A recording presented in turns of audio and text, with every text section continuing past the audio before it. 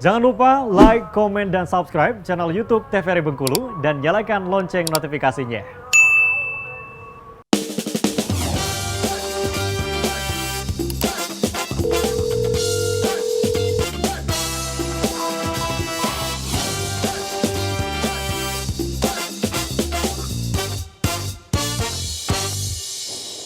Baik pemirsa, terima kasih Anda kembali menyaksikan Dokter Kito masih membahas mengenai rabies. Nih Dokter Else, mungkin setelah ini banyak masyarakat Provinsi Bengkulu yang ingin vaksin rabies mungkin dokter karena sudah menonton tema kali ini ya, menarik. Oke dokter, boleh langsung kita lanjutkan Ya, ke materi.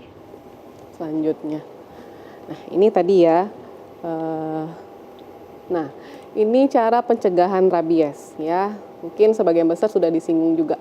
Yang pertama, kalau punya peliharaan harus divaksinasi ya, divaksinasi hewan-hewan peliharaannya, dan sebetulnya vaksinasi hewan itu ada yang bilang berkala ya. Cuman saya nggak ini detail ya informasinya itu berapa kali sekali vaksinasi di hewannya ya, terutama hewan-hewan peliharaan ya. Yang kedua, cara mencegah rabies yang kedua adalah kalau sesudah terpapar atau sudah tergigit dari hewan itu, mencuci tangan bisa dengan sabun, bisa dengan deterjen ya. Deterjen. Di bawah air yang mengalir selama 15 menit ya. Kenapa 15 menitnya itu sebenarnya sudah ada penelitiannya ya. Dia itu semacam untuk memang benar-benar membersihkan air liur atau saliva dari hewan yang menggigit tadi. Jadi benar-benar dibersihkan. Dan tidak perlu menggunakan peralatan lain. Menggunakan sikat, menggunakan pokoknya hal-hal yang agak tajam seperti itu tidak perlu. Karena dikhawatirkan kalau mencucinya itu ditambah dengan peralatan lain, biasanya kan orang sikat-sikat seperti itu ya, sikat-sikat nanti dikhawatirkan akan menimbulkan luka baru sehingga nanti akan terpapar dengan saliva dari hewan itu tersebut seperti itu ya. Jadi cukup di bawah air mengalir dengan sabun atau deterjen ya. Yang ketiga, harus segera mendapatkan fasilitas kesehatan ya, terutama mungkin bisa yang terdekat ke puskesmas dulu atau mungkin mau ke rumah sakit juga boleh seperti itu ya. Terus kalau memang kira-kira hobi bawa anjingnya itu Berburu. jalan-jalan seperti itu ya, lebih baiknya kalau memang hewannya itu agak ganas seperti itu ya, menggunakan penutup dari mulutnya si anjing itu. Maskernya gitu ya dokter ya? Maskernya ya, mungkin agak lebih kuat ya masker si anjing itu seperti itu ya. Dan kalau memang mendapat gigitan, ke puskesmas harus segera mendapatkan vaksin. Ini penting ya. Selanjutnya ini pencegahan tadi, jadi ada yang namanya vaksin, ada yang namanya serum. Kalau vaksin sekali lagi, jadi dia kalau untuk vaksin anti rabies itu dia ada jadwalnya. Jadwal hari ke-0, dihitung hari ke-0 atau hari pertama di pemberian vaksin, biasanya itu 2 dosis, biasanya akan disuntikan di lengan kanan dan lengan kiri ya. Dan berulang lagi diberikan vaksin hari ke-7, hari ke-7, hari ke-21, biasanya 3, dan hari ke-28 ya. 3 kali diulangi pemberian vaksin itu. Kalau untuk yang SAR atau serum anti rabies itu diberikan sekali di hari 0 atau di hari pertama serentak dengan pemberian vaksin anti rabies. Oke. Anak-anak dewasa pemberiannya sama. Mungkin hanya saja kalau untuk yang anak-anak di bawah 1 tahun itu pemberiannya bukan di lengan, tapi pemberian vaksinnya itu disuntikan di bagian paha, ya, di lateral paha. Untuk prognosisnya sangat jelek kalau sudah memang didiagnosa rabies atau sudah masuk ke neurologi fase yang sudah mengenai sistem saraf pusat. 100% angka kematiannya. 100% tidak diragukan lagi ya dokter ya?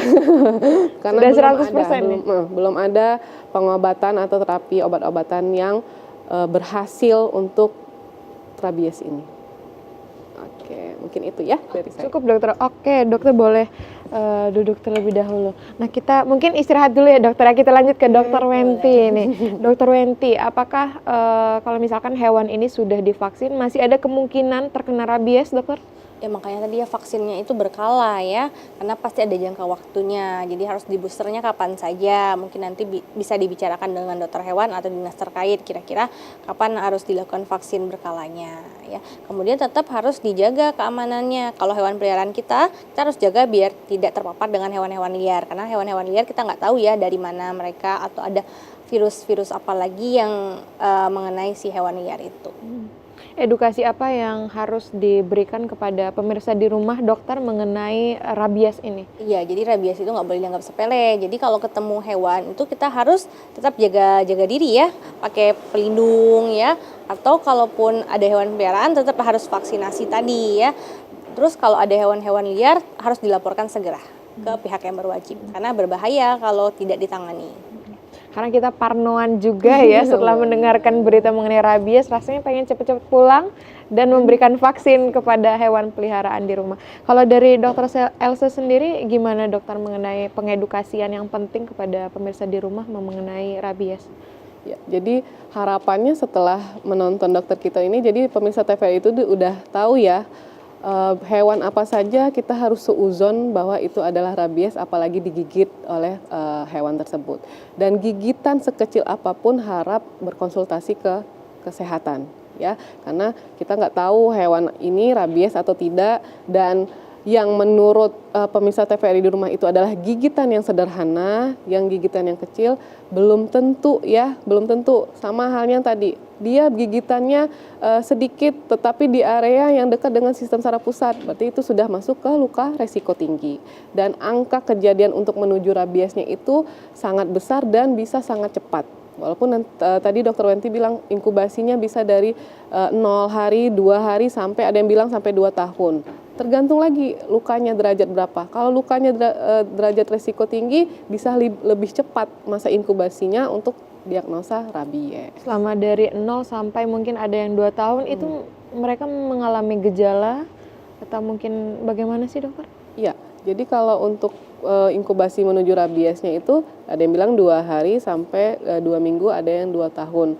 Tetapi kalau untuk gejalanya sesuai yang disampaikan Dokter Wenti tadi, ada tahapannya. Ada tahap prodromalnya yang masih sederhana ya, gejala-gejalanya sama kayak demam, flu, virus, bakteri biasa, terus naik tingkat ke fase kedua, terus yang dikhawatirkan sudah masuk ke fase ketiga yang neurological stage tadi. Oke, artinya jangan menyepelekan ya dokter ya, walaupun hanya gigitan kecil gitu. Oke, Dokter Elsa dan juga Dokter Wenti, terima kasih karena sudah memberikan edukasi penting kepada pemirsa di rumah membahas mengenai rabies. Setelah ini mungkin kita bisa bersama-sama untuk memberikan vaksin kepada hewan peliharaan di rumah. Saya Helda Amelia undur diri pemirsa, terima kasih dan sampai jumpa.